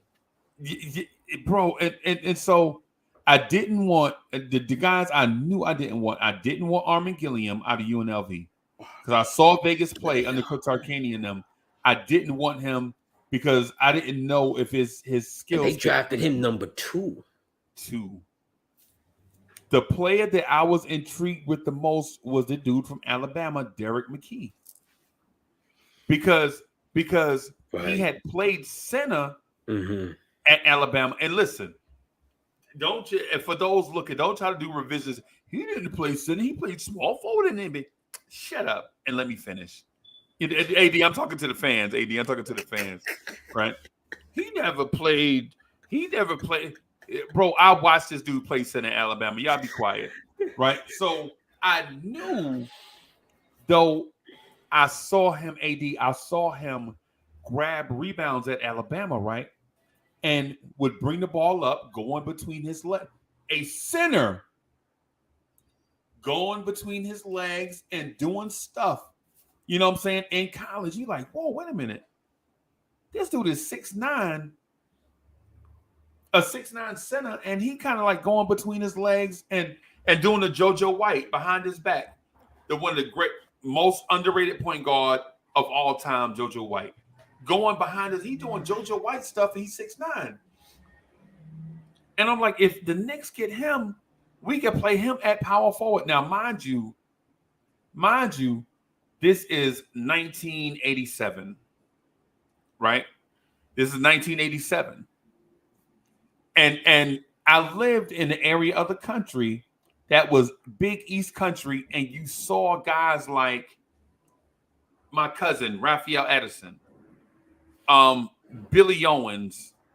Syracuse was stacked with Stevie Thompson, all these guys that had Sherman Douglas, yes.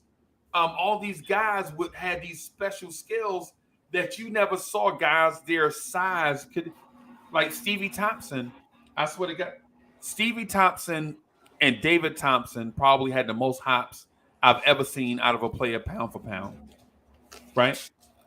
But what I'm getting at is I was intrigued with this dude because I felt like if you put him next to Pat Ewing, he can rebound for Pat, and guess what else he could do for Pat? When Pat gets double teamed, Derek McKee can shoot this thing called the 3 ball at 6'9". So you can handle, you can shoot. Now, I was totally wrong about Derek McKee, right? Because when he got to the NBA, his best skill wound up being as a defender, right? This dude guarded everybody from Mark Price to Hakeem Olajuwon in the NBA. But we didn't know that coming out of college. You didn't know that this guy would be able to do that stuff, right? Maybe because it showcased, maybe because it wasn't. But if you ask me in 87, do you take Mark Jackson or someone else? I understand who Mark Jackson was in the city. I think Reggie Miller was in that draft, but for me, and Reggie Lewis. Right. For me, I would have taken, Mark Jackson. But to your Derek, Reggie Miller, come on, bro. I would have. I was a huge Big East guy, and I'm St. John's. Right. I'm the Bump the Storm. I'm the Redman. Right. You know what I mean? Right. Before it was politically incorrect, I'm the Redman. But yeah. You know what I'm saying? You know what I mean? So the Mark was just an underrated dude that he can dictate offense. Right. You cannot speed him up. You cannot slow him down. Right. Mark is going to play at a pace, and he's gonna get everybody involved. Right. He's gonna move the ball. Yeah, he's gonna do that back down and And the you know, shimmy and the and shimmy and all that. Because he didn't have the foot speed to go by you. He had the foot speed to go by you, but he's dominant in what he does. Right. See, that's the difference. Although they play different positions between him and RJ Barrett, RJ Barrett is not athletically gifted like that. Right. But he's not dominant in what he does. Right. See, He's not smart. No, he's smart, but he's just not dominant in what he does. Mark, Yeah, he's not smart. Yeah, you could just Mark could just roll it out.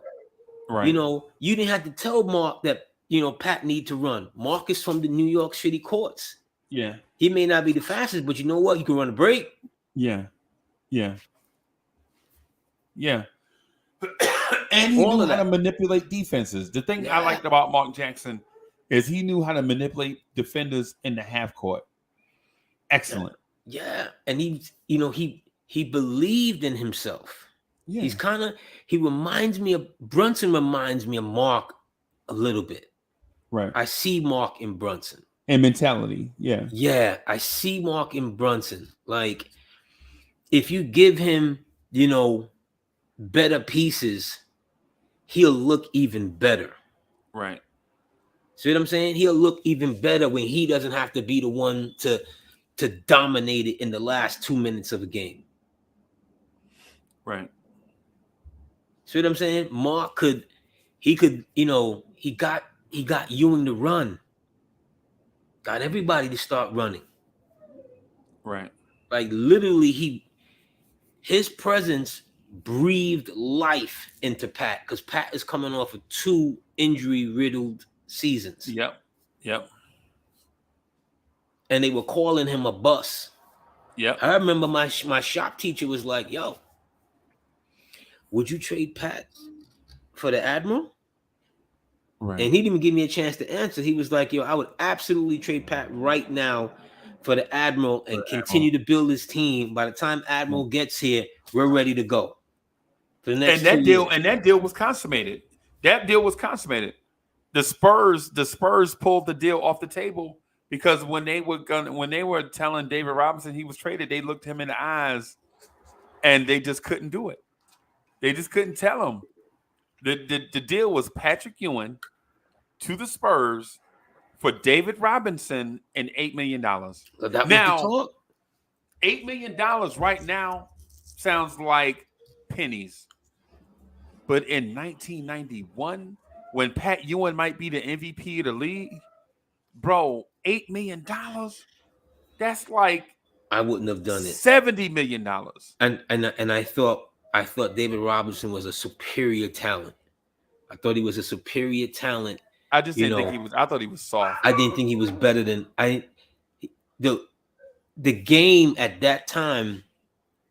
Hadn't seen, someone like him so thin and nimble that from the center position that wanted to play face up, right? Not back to the basket. That could be face up and dominant. Right. So he got a lot of flack for that. I saw that man destroy Syracuse. Right. Yeah, in the tournament. Oh my God. I think he dropped, was it 38? Something like that, 38 with a Jerry curl. And with a Jerry curl. Yo, that man absolutely destroyed Syracuse. That's how he got to national prominence. Nobody knew about him. Yep. And the fact that he grew when he first got to Navy, he was like 6'6", 6'7". Yeah. In one off season, he grows 4 inches. Yep. Because he was a forward. Yep. That's why he has the forward skills. Yep. and AD, and here's the thing with David Robinson too. The thing I will give David Robinson credit for revolutionizing the game. David Robinson was so muscular and so thin at the same time. Yeah. And so athletic. Yeah. Right? That the guys that played center, as soon as he stepped on the floor, The dudes like Artis Gilmore, they were like, yeah, It's over for us. our era is over. Our era is over. Yeah, Right. as soon as you see a washed up Joe Barry Carroll try to stay in front of and try to stay, I saw David Robinson dunk on Joe Barry Carroll and then help him up off the floor. I was like, yeah, the torch has been passed. It's been passed. Good, because now you have a David Robinson and a Patrick Ewing in the league at the same time. Bro, You could get to him. That the one thing with David, right? And he doesn't get enough flack for this. When Bob Hill is the coach over there, I think this is the 92-93 season. Yeah. And he's the MVP. Yep. Right? He wins MVP. And they got Rodman. This is the beginning of the hair color and changing and all of that. Yeah. And they like pretty much ran through the West. They buck up into Hakeem. Yep. Right. They blame Rodman for the collapse. Right. Instead of him taking the brunt of that, which was Elijah destroyed him. Yep. Right? Elijah absolutely gave it to him. Yeah, Dennis was taking off his shoes and ripping off his jersey and didn't want to play anymore and blah, blah, blah, blah. But it was the wrong time. I remember thinking at that time, like, yo, you're never going to get there if you can't get there with Dennis Rodman and the Admiral in their peak.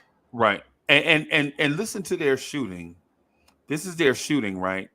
Vinny Del Negro, Sean Elliott, Dale Ellis. Yes. And they have one other player. Those three. The other guys were just random shooters. They had a very good team. And they then jetson, Rodman off the team. But they undo the trade. The year, but they trade Sean Elliott to the Pistons for Dennis Rodman. And then after the season over, both teams agreed that Sean Elliott is not a Piston and Rodman is not a Spur. Right. They basically undo the deal. Right. And so Rodman plays another season. Like what was it? Rodman played what like one more season with the Pistons before the Bulls trade for him? Or is it two more? Oh God! Because you don't remember Dennis Rodman with the with Grant Hill and Allen Houston. I think he becomes a free agent. But if memory serves me correctly, because the Bulls were going to sign. The Bulls were trying to sign Jason Williams. You know what? Did he play for the Lakers? No, him being with the Nets at the time. No, Rodman. No, Rodman gets to the Lakers like after. Right. Was that Dallas? He goes Rodman. to Dallas. He might have had a cup of coffee with the Lakers if memory serves me correctly. But during that time, the Chicago was trying to sign Jason Williams from the Nets. I remember that. Right. Again, the number 55 comes up again. 55. Okay. So they play 2 years. So he plays 2 years with the Spurs. Okay. Right. Okay, Only and 2. then he goes to Chicago. Right. Okay. Right, because they signed him because they then pivoted once Jason Williams decides that I'm gonna stay. I think because the Nets had gave him $100 million contract. He's like the beginnings of the $100 million contracts. Right. Nets give him that, plus they had Marbury at the time. The irony in that is that Marbury crashes into him and breaks his leg, breaks Jason Williams' leg. Jason Williams never plays again. Right. Yeah, he breaks his leg and then he goes into the booth and becomes a media darling, bro. And he then, has his demons and so forth, which cost the man his life. Yeah. That if you hear that If you know that, if you're familiar with that story. I remember the story. Yeah, I remember You know. because they snatched him off the airwaves. Oh man, Jason Williams is not here today because I'm like, it's something that I tell people that who are gun owners and stuff like that. You can't play with guns. No, you can't play with guns. You can't play with guns, especially with other people around. Yeah, that's not the time to take out your collection. Yeah, come into the back room. Come look at my 6-yard 40. yeah, no. We German. It's German. We drunk. Yeah, it's German Luger. Yeah. We drunk. Now's not the time. Yeah, now's not the time to be. Yeah. And the irony is, if he'd have just told everybody what happened, you know what I'm saying? If they didn't try to cover up stuff, then but they panicked. And this is in a party. Yes. And I'm like, what were the other people doing when he was trying to cover this up? Like, what were they doing? Right. That's the part of the story I never could understand. Like, was everybody just standing around like, bro? Yeah, I get it. As he's trying to mop up the blood and the this and the that, and he's moving the body, and from what I understand, like, what is going on? All he had to do was just say it was an accident. All he had to do was not play so much. Yeah. Jason Williams, I remember Charles Oakley, giving out a couple of stories, like, in those times, and him having to, put Jason, in cabs and sending him home and so forth, because he used to, in the nightlife in the New York area, Jason is a friendly guy. He's a bubbly, this, that, and the third. He be out, and he's 6'10". Yeah, he was it, bro. Good looking, 6'10" with the ladies. You know what I'm saying? The Knicks could have drafted him, but they were like, it was on a few times with the Knicks, them not taking a hometown dude. I was totally in favor for. Because I was like, he does not need to be here. Because the rumors were from St. John's. Right. He was like Artest, pre-Artest, but in a more of a jovial way. Right. But they had no idea how hard of a worker this dude was. This dude was the Nets' 12th man. Yeah. And worked his way all the way up till he became an all-star. Yeah. He was a very good rebounder. And if you're the Knicks, you don't just pass on Jason Williams because of the Jason Williams story. You pass on Jason Williams because of the Michael Ray Richardson story, because of the Bernard King story. Because people forget Bernard King was an alcoholic.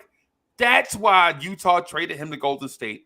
And that's why Golden State traded him to the Knicks. Because that man had demons. Now, when he got to the city, he wound up getting everything under control. Somehow coming back home worked for him. Right. The reason why he drank, though, is because he went from the inner city of New York to Knoxville, Tennessee. Yeah. And then from Knoxville, Tennessee to Salt Lake City, Utah, then to San Francisco, California. And then when he get back home, he in a safe place. Well, and it's funny because when he talked about, his humble beginnings and where he grew up and so forth, he outside of basketball, he doesn't speak about it in a nice way.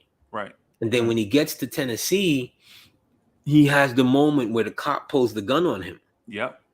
All the racism that he heard about is right there in the fall. It's real.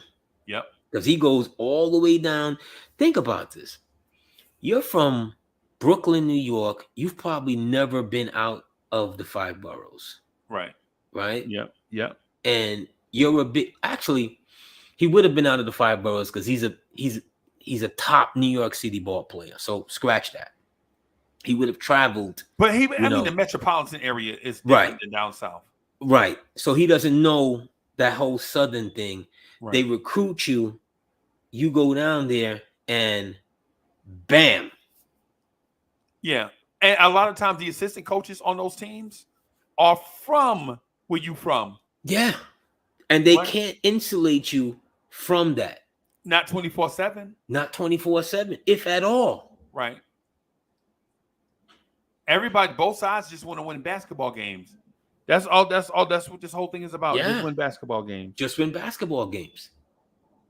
At But the end of the basketball is not life. because it's the funny thing is the two New York City kids get recruited down there, which is Bernard And Ernie Grunfeld. And Ernie Grunfeld. Right. And people don't know Ernie was a bad boy from Forest Hills High School. I think it was Forest Hills High School that he went to. Ernie was a bad boy. Yeah. Ernie was a bad boy in college. Yeah. Ernie was so-so in the NBA. Yeah. Because his game didn't translate. But he was more like a Pat Riley. He was more like a Pat Riley in the NBA. Tough, short. Right. I mean, shorter because he's what? He's a 6'6", 6'5", 6'6" small forward. Right. But in college he was a shooting guard. Right. But he doesn't have the foot speed necessarily. Right. Like Bill Bradley, yeah. Like Bill Bradley. You know Bill Bradley is a first ballot Hall of Famer, right? Yes, he is.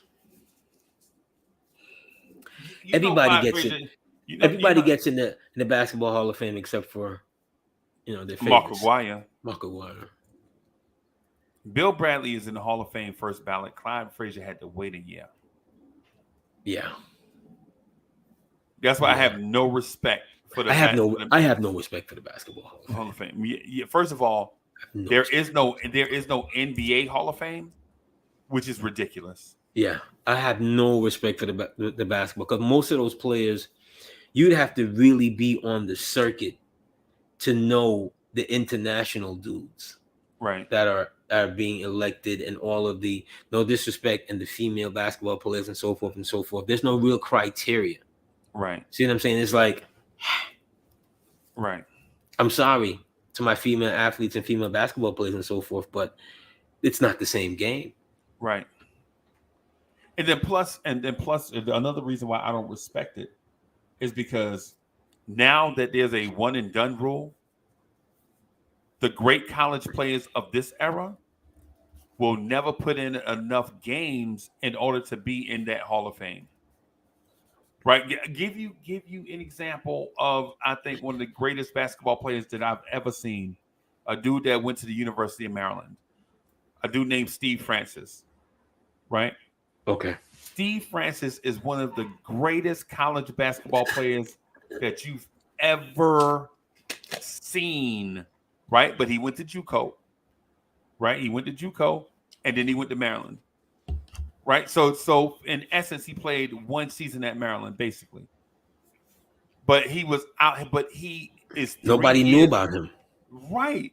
I mean, DMV knew about Steve Francis. Right. Nationally, nobody knew about Steve Francis until he burst on the scene at Maryland. Didn't he go to like 6 high schools or something like that? Weird, yeah. It was some typical, But you can't blame him. You can't blame a 14-year-old, a 15-year-old for stuff like that. No. I'm just saying, like, I remember him. I remember the story. He comes out of nowhere. Yep. We were talking skyrocket to the top of the draft. Right, because we were talking about a dude named Felipe Lopez. Meanwhile, Steve Francis is murdering the DMV. It's Francis in the DMV that nobody talk about. Well, to Felipe Lopez's credit, and look, that dude in high school basketball was a hell of a basketball player.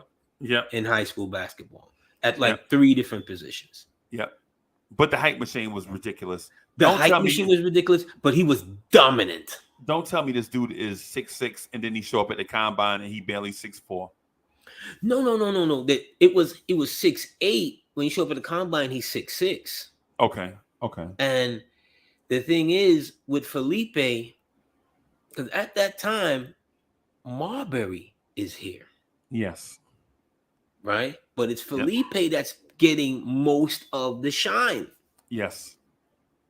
And at least north of at least north of Brooklyn. It's because the Sports Illustrated columnist is chasing these kids around the city, And he's on, and Felipe Lopez is the one that's like, yeah, I'll talk to you. And the dude is so appreciative. He writes this glowing article about Felipe Lopez. He was a likable kid. Yes. And he had a nice community following. Because when if you've ever seen the documentary, and I lived it, so I remember, his entire community would be present at every game. At every game, bro. And the writer from Sports Illustrated wrote about that. And so with me, I think I'm at the time, I think I might be living in San Antonio or Dallas. And I'm reading these articles. I'm away from the city, missing the city. So I'm like, every time Sports Illustrated come out, I'm running to the thing to get it. You know what I'm saying? And I'm reading about Felipe Lopez and all this hype. And I'm talking about Pops. I'm like, yo, Pops, you know, is this thing Felipe Lopez real? He's like, yeah, they say this kid dunked on 4 dudes last night. And you know what I'm saying? And everybody that told the Felipe Lopez story was like, yeah, you know, he had the flu and he got up out of the bed and he only scored 77 because he had the flu. All these stories that were told about Felipe Lopez was making him bigger than he actually was. As good as he was, his stories, they preceded him. He was legendary. He was legendary. Right. Like I said, I'm a St. John's guy. I remember when he, at his press conference, he takes out the Indian feather and puts it on his head, and he's like, yo, I'm going to be a Redman. And we were like, we're going to the Final Four. That's it. The championship. We're going. It's it. And he couldn't do enough. Yeah. It was like, I remember, I think as a freshman, I think he scored 35 one game. Right. And it was like, whoa, yeah, that's it. Right. And he could never get to, you know, we had bad seasons with him until I think his final year, because I think he stayed all 4 years. Okay. As the team is changing to guys like LeVar Postel and stuff like that, I think we got to, with Felipe, we made it to, what was it? Did we get to, no, that team, that LeVar Postel team and stuff like that, Iron Barkley, they made it to Final 8. I think the year before when Felipe's there, we made it to like the 30, Final 32, the 32, or they might have won a game or something like that, if I remember correctly. But that's the 97 St. John's? Yeah, but he just, it's one of those things, and it wasn't his fault that he couldn't live up to the hype. The hype was so big. It was insatiable. It was insane. I remember that Sports Illustrated article. They ranked him best 1, 2, and 3 in the country. Yes. This is with guys like Marbury out and Iverson. Yeah. Oh my God. Look at these names, bro. Right? Look at Francis. Oh my God. Ray Allen. All of these dudes is around the country. LeVar Postel, Zendon Hamilton. Zendon coming from, I think it was Hempstead. Yeah. It was in the same Meta World Peace. We thought that was it. Yep. Yeah. We thought we were rolling and could never. It's not until Artest came to the team was when we had some success. Right. From that era. Right. You know, and then into the, what was it? Because the Malik, shout out to Malik Sealy. Yeah. You know, rest in peace, Malik Sealy. The Malik Sealy era was right before them. Right. Yeah. But Malik Sealy was drafted in what, 80? Was it? It seems like 90. No, I think he was drafted in 91, 92. I think, if I remember correctly, because he's been gone so long. Right. 30 years. Yeah, it's been a minute. You know, rest in peace. You know, to the Bronx home, Malik Sealy. You know, a top New York City ball player. Yeah. That dude, that the one thing that St. John's could do, especially Louis could pluck like whoever. If there was a top 5 recruiting class, Louis could get one of them. Right.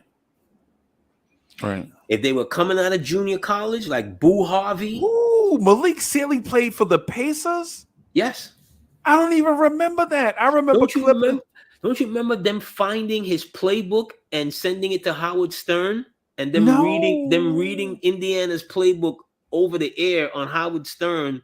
They found his playbook. He left it in like a cab or something like that. Oh man. and they gave it to Howard Stern, and Howard Stern is reading Indiana's playbook over the air. They playing that, man. Yeah.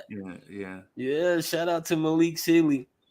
I remember him being, and okay, so he died in 2000.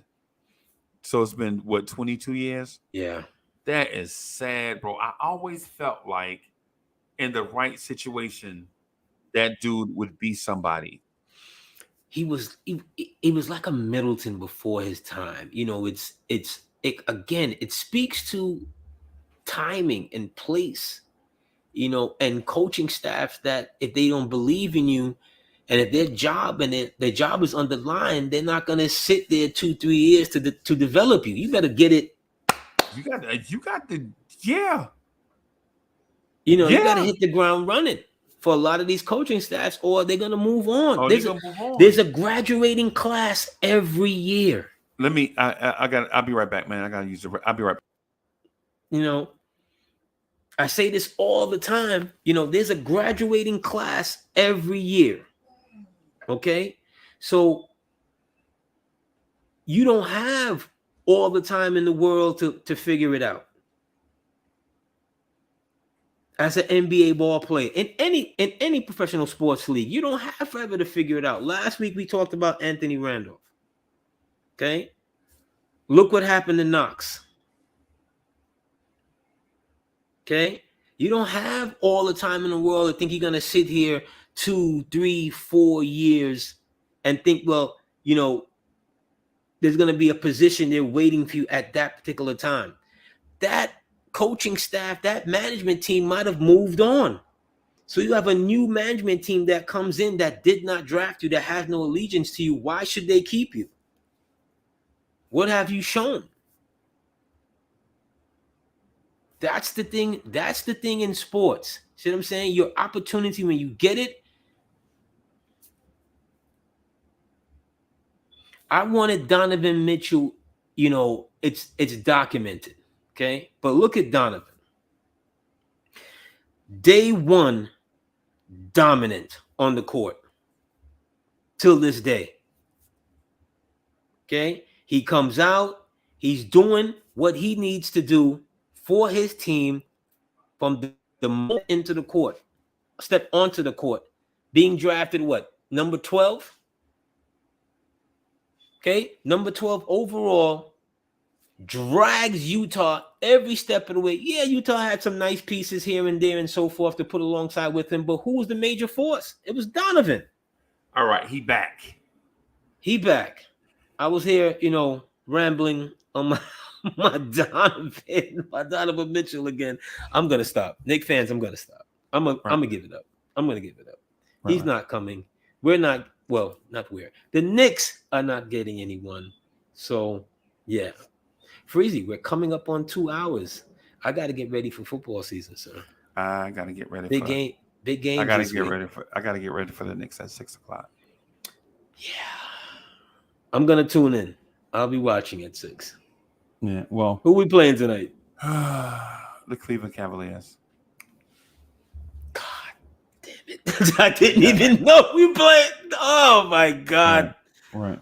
Oh my God. Right. Well, let me say this. Thank you, everybody. Is it in New York? It's in the Garden. Yes. Oh God. What is Donovan gonna do to the Knicks tonight? Oh my God. Yeah. Well, everybody, thank y'all for coming through, hanging out with us. Yeah. Thank you again, Uncle Freezie. Once again, I don't know where the time went. AD, I looked at boxing gloves. what day was that? What's today? Sunday. I looked at boxing gloves Thursday.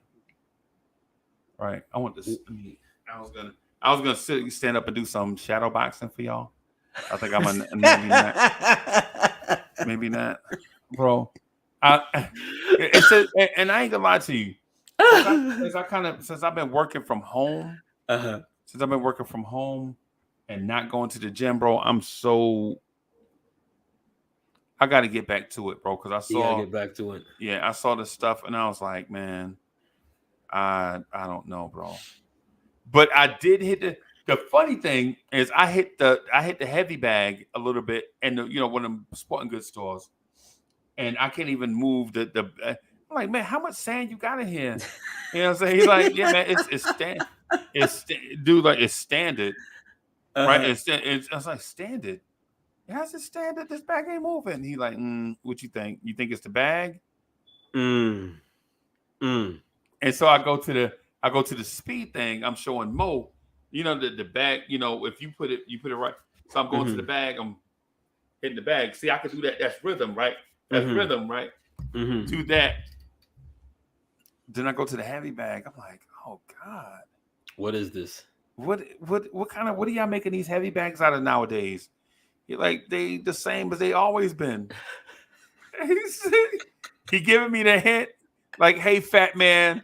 Get out of my store. Yeah, basically. Hey, fat man. Yo, I got a roll, Freeze. But yeah, me too. Thank you, sir. Once again, look for me in the whirlwind, Uncle Freeze, next week, baby. All right, y'all. All right.